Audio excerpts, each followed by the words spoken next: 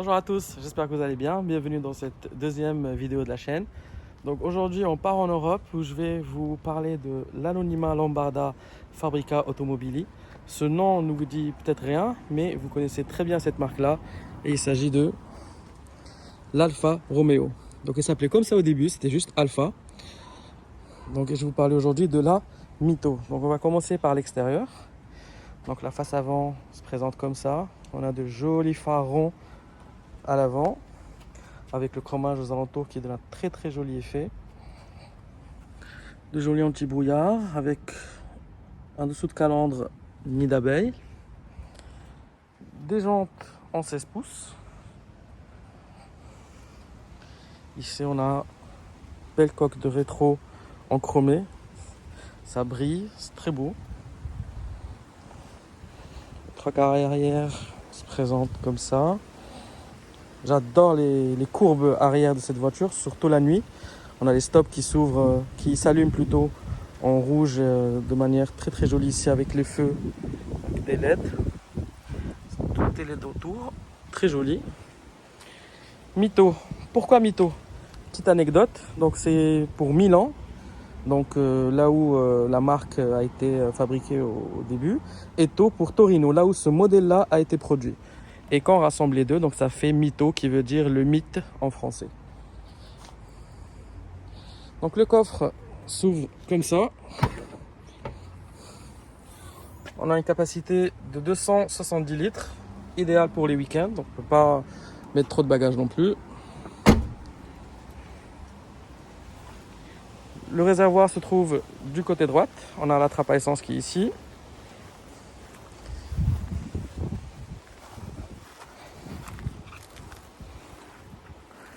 Le moteur, donc c'est un 1,4 litre turbo, donc essence qui développe 145 chevaux. Donc on va passer à l'intérieur. Donc l'intérieur se présente comme ça. On a ici du plastique malheureusement. Ici une matière effet carbone très jolie. Réglage des vitres, rétro électrique et ça, les réglages des rétros. Au niveau de la sonorisation, donc on a une sonorisation Bose qui est très agréable, surtout pour les mélomanes. Ici on a le réglage, enfin pour activer les anti-brouillards avant-arrière, désactiver le start stop et mettre, ça c'est pour régler le réglage des feux à l'avant. Un petit rangement ici, idéal pour la monnaie. La clé se présente comme ça.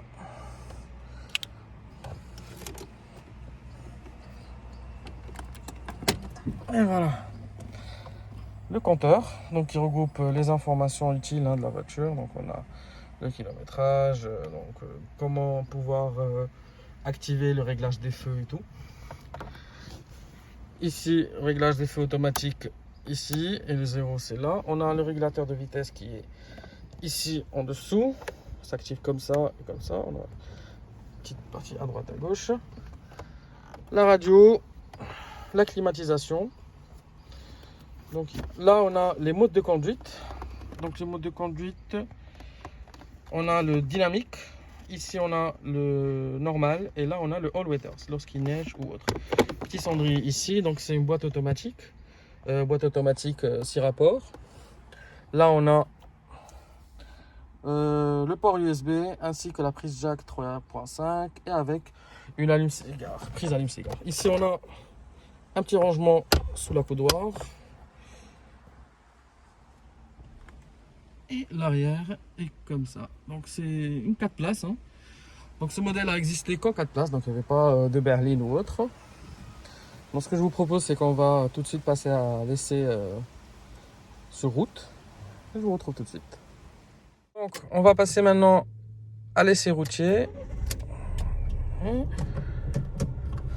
va passer au D, on va désactiver le start stop et on y va. Donc là on est en mode normal. Ce qu'il faut savoir, c'est que la voiture est très stable et très ferme. Bon là la route est un peu dans un sale état, mais c'est très confortable. Donc on a les sièges qui nous maintiennent bien.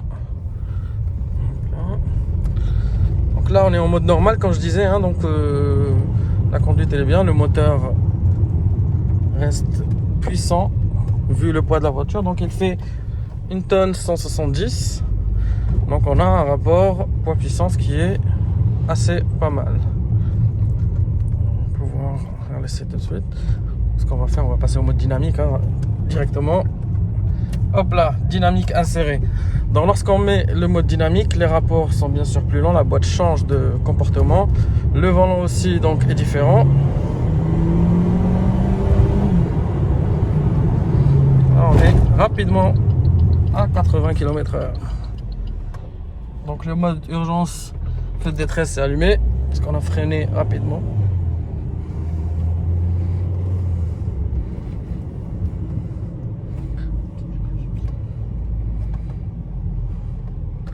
On sent bien les 145 chevaux. Très joli classé. On va faire le rond-point et on va revenir dans l'autre sens.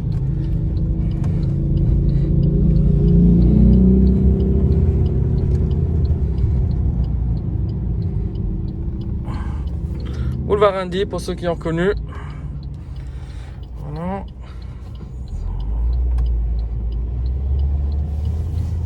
Là, la voiture est très très nerveuse.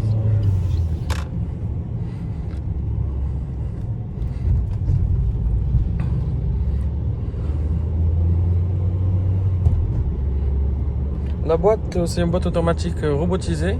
C'est pas une DSG. Elle n'est pas aussi rapide que les boîtes DSG Volkswagen, Audi, mais elle fait très bien l'affaire.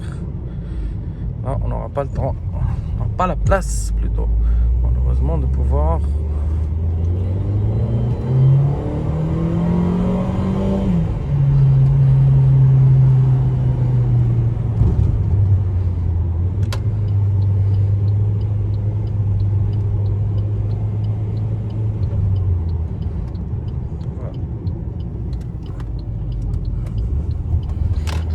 Les sujets qui fâchent au niveau de la consommation.